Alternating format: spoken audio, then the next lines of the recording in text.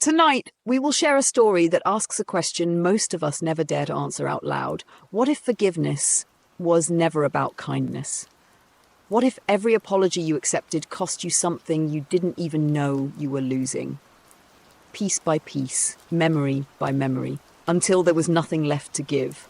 This is the tale of a woman who believed her compassion could heal any wound, until she discovered that mercy, when traded for reward, is nothing but a beautiful kind of hunger. So settle in, turn down the lights, and listen carefully, because some gifts are never truly free. A quiet kindness. She had always been the kind of woman who said, "It's okay," even when it wasn't. The kind who smiled at apologies, no matter how hollow they rang. The kind who held silence like it was armor. People forgot her name at work. They spoke of her, borrowed without asking, made mistakes she paid for, and she never made a scene. It wasn't that she was weak, she simply believed that kindness would be enough. That one day, the world would remember the gentle ones, the quiet ones, the ones who chose to forgive even when no one asked them to. Then came the day it cracked. Her closest friend, if you could still call her that, spread a lie that cost her everything. Promotion, a reputation, the last ounce of dignity she clung to.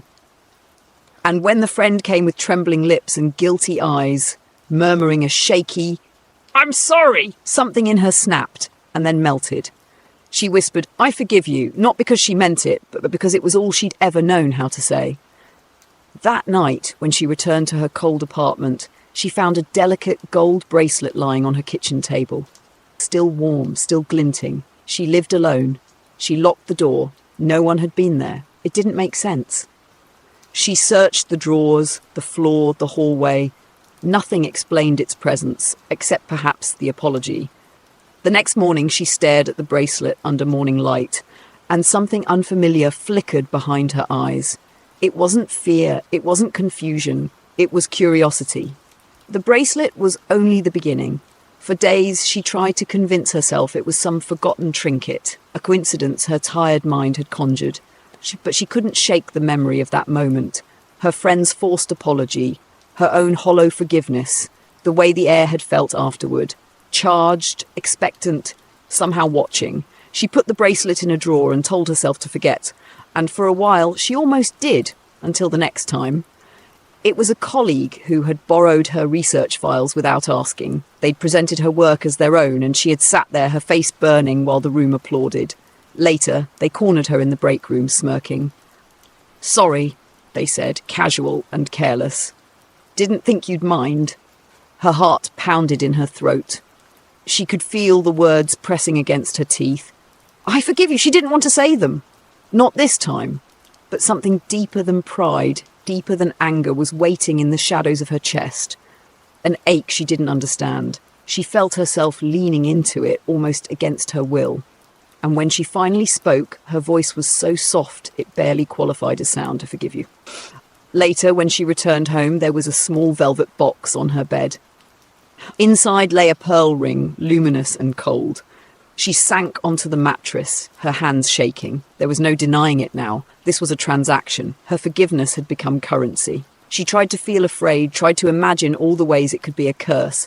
But in the dimness of her empty apartment, with the ring warm in her palm, she felt something far more dangerous than fear. She felt power. For the first time in her life, her pain had worth. Days passed, and her secret grew heavier in her chest. She found herself thinking of all the small humiliations she had swallowed, the careless cruelties, the lies, the gossip, the betrayals. Each memory felt different now, less like a scar and more like an unopened gift. It was almost beautiful, the idea that all her quiet suffering could finally be redeemed.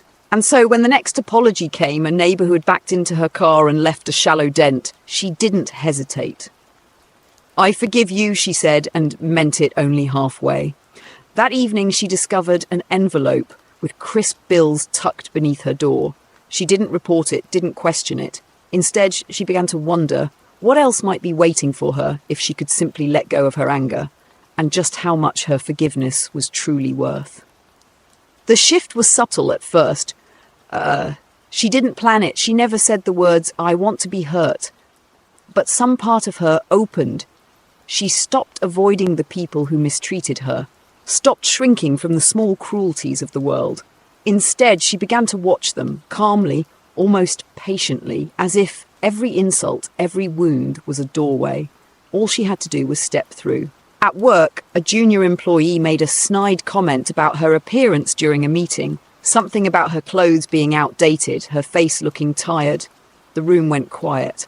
The old version of her would have laughed it off, offered a self-deprecating smile, made everyone else comfortable. But now she simply looked at the girl.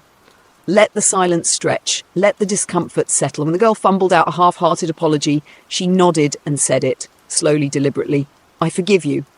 That night, a designer handbag worth more than her paycheck was delivered to her door. No sender, no receipt, just a small tag that read, "You are seen." She held the bag like a secret, like a weapon. After that, she stopped waiting for apologies. She began to provoke them. She returned calls she'd long ignored, reached out to people she hadn't spoken to in years, not to reconnect, but to reopen old wounds. She brought up old betrayals with a calm voice and kind eyes, pushing gently until guilt surfaced. When they apologized, some sincerely, some just to make her go away, she would forgive them, and every time the world rewarded her. Fine jewelry, limited edition art, an unexpected promotion, her name on the lips of people who used to forget she existed, but none of it ever felt like enough, because something else had begun to change. With every gift came a little more silence inside her. The warmth that had once defined her, the softness, the gentleness, was fading. She still spoke softly, still smiled, still forgave. But inside, she was cold, careful, sharp. People began to call her mysterious. They said she had a glow, that she'd finally come into her own. They had no idea she was being hollowed out, piece by her own mercy, and still, she kept forgiving. She was no longer the woman she used to be. Her apartment, once bare and quiet, had transformed into a palace of offerings, gleaming shelves of rare perfume, velvet boxes of jewelry, original paintings. Even the light seemed different there now, softer, golden, like it too was grateful to bask in her presence. From the outside, her life looked charmed. She was respected, envied, whispered about. People said she had a magnetism, something impossible to name. She knew the truth. She had become a well of absolution, and the world drank from her freely. They came to her like moths to flame, not because they loved her, but because they needed her forgiveness. She'd made herself necessary, and in doing so, she'd made herself alone. Then he appeared. Not someone from her past, not a stranger either. He was a quiet presence at her new job, thoughtful, funny, kind in a way that didn't feel performative. He didn't hurt her, didn't test her patience, didn't offer apologies laced with manipulation or fear. At first, she didn't trust it. He didn't need her forgiveness, which meant he had nothing to give her. But he gave her something anyway. Time. Attention. Warmth that didn't come in velvet boxes, and despite herself she softened. She began to crave that warmth more than gold, more than the thrill of a new reward. He made her feel like a person again, not a saint, not a confessor, not a merchant of mercy. Just human. It terrified her, because power was addictive, and love made her vulnerable, and vulnerability had become foreign. So when the betrayal came, it shattered something deeper than pride. She'd invited him in. Let him see the real her, or what was left of her. He had told her he loved her, held her at her weakest, and still, one night, she returned home to find every precious gift gone. The paintings, the jewellery, the documents in her safe, even the velvet boxes, all vanished. The apartment was silent, gutted, like someone had hollowed out her life with surgical precision. She waited, convinced it was a mistake, convinced he'd come back, crying, explaining, apologising, and he did. 3 days later, tears on his cheeks, regret in his voice, a story about desperation, about debt, about doing something awful out of fear. He fell to his knees. "I'm sorry," he said. "I didn't mean to. Please, can you forgive me?" Her heart screamed.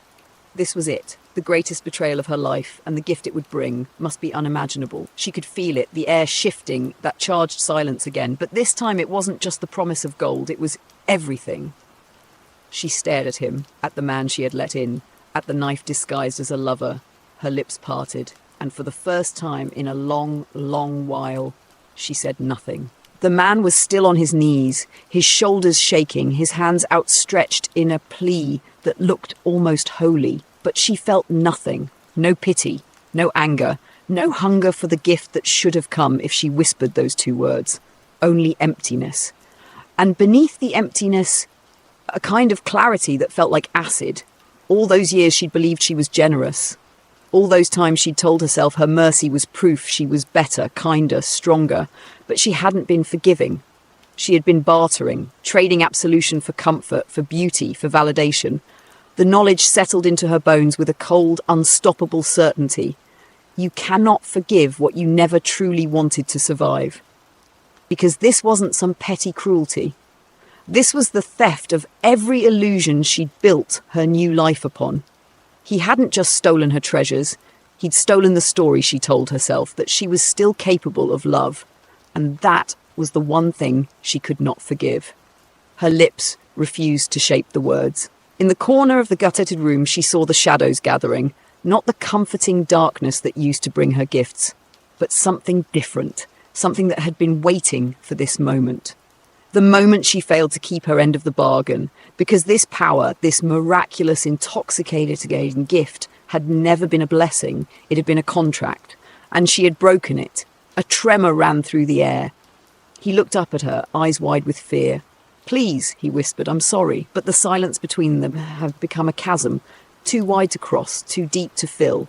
She felt it then, the first withdrawal, like a thread being pulled from her chest. She gasped, pressing a hand to her heart.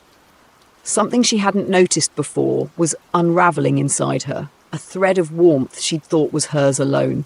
Every time she'd said, "I forgive you," a piece of herself had gone with it. Every gift had cost her something she could never reclaim. And now, because she could not speak the words one last time, the debt had come due. The lights flickered, the air grew thick, and in that darkness she felt the certainty she would never be whole again. The man was still on his knees, his shoulders shaking, his hands outstretched in a plea that looked almost holy. But she felt nothing, no pity, no anger, no hunger for the gift that should have come if she whispered those two words. Only emptiness. And beneath the emptiness, a kind of clarity that felt like acid. All those years she'd believed she was generous. All those times told herself her mercy was proof she was better, kinder, stronger. But she hadn't been forgiving. She had been bartering, trading absolution for comfort, for beauty, for validation. The knowledge settled into her bones with a cold, unstoppable certainty. You cannot forgive what you never truly wanted to survive, because this wasn't some petty cruelty. This was the theft of every illusion she'd built her new life upon. He hadn't just stolen her treasures, he'd stolen the story she told herself, that she was still capable of love. And that was the one thing she could not forgive. Her lips refused to shape the words. In the corner of the gutted room, she saw the shadows gathering. Not the comforting darkness that used to bring her gifts, but something different. Something that had been waiting for this moment. The moment she failed to keep end of the bargain. Because this power, this miraculous, intoxicating gift, had never been a blessing. It had been a contract, and she had broken it. A tremor ran through. He looked up at her, eyes wide with fear. "Please," he whispered, "I'm sorry." But the silence between them had become a chasm, too wide to cross, too deep to fill. She felt it then, the first withdrawal, like a thread being pulled from her chest. She gasped, pressing a hand to her heart. Something she hadn't noticed before was unravelling inside her, a thread of warmth she'd thought was hers alone. Every time she'd said, "I forgive you," a piece of herself had gone with it. Every gift had cost her something she could never reclaim. And now, because she could not speak the words one last time, the debt had come due. The lights flickered, the air grew thick, and in that darkness, she felt the certainty she would never be whole again. Nếu bạn đồng ý, và sẽ là kết thúc khi cô nhận ra chính xác điều gì đã bị lấy mất và điều gì không thể chuộc lại. Bạn muốn mình viết luôn không? Tuyệt! Dưới đây là Parts the Debt, kết thúc của câu chuyện. Mình đã viết dài chậm, thật tăm tối và dồn toàn bộ cảm xúc để nó vừa bi thương vừa trần trụi. Part South, the debt. It was almost peaceful, the way the darkness settled over her, like a long-delayed exhale, like the world had finally decided to show its true face. He was still kneeling there, trembling, repeating his apology like a prayer he no longer believed. But she couldn't look at him anymore. Her gaze had turned inward, searching the hollow corridors of herself. And she found them, the empty rooms where her kindness used to live, the locked doors behind which she'd buried her softness, her trust, her hope. She understood, finally, why the gifts had felt so sweet. They had been compensation for something she didn't want to admit she'd lost, the ability to love without conditions, to forgive without expecting a prize. Each time she'd whispered, "I forgive you," she'd traded something irreplaceable, a memory, tenderness, a fragment of her own soul. And now, because she could not complete the transaction, the power was reclaiming what remained. The shadows in the room thickened until she could no longer see the walls. She felt them brushing her skin, not cruel, not punishing, just inevitable, like a ledger being balanced. He tried to reach for her hand, but when his fingers touched hers, she felt nothing. No heat, no comfort, no spark of longing. She realized she could never feel those things again, because the final price was not the treasures she'd amassed. It wasn't the apartment, the reputation, or the devotion she'd mistaken for love. It was herself. She had spent herself piece by piece until all that remained was this brittle husk of need. And now that she'd failed to pay the final debt, the last shard of her heart was being collected. She looked up into the darkness and thought, maybe this is fair, because in the end, she hadn't been a victim. She had been a willing participant, a collaborator in her own undoing. The last thing she heard before the darkness swallowed her was his voice, raw and small. "Please, I'm sorry." But this time there was no forgiveness left to give. Only silence. And then nothing.